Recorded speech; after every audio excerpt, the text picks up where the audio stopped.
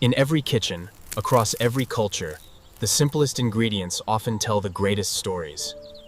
And among them stands the humble carrot, born of the earth, caressed by the sun, carrying the quiet strength of nature itself. Nature paints her palette in many shades.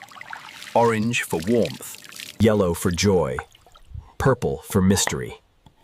Each color brings its own gift: vitamins, antioxidants, energy, proof that beauty and nourishment were always meant to live together. Rich in vitamin A and fiber, carrots protect our vision and our skin and our heart.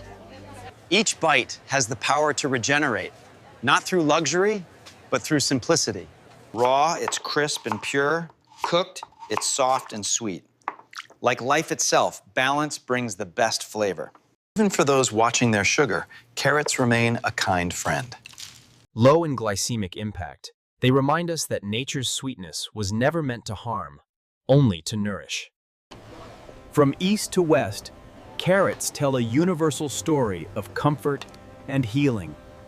And love shared at the table. Wherever we cook, their scent feels like home.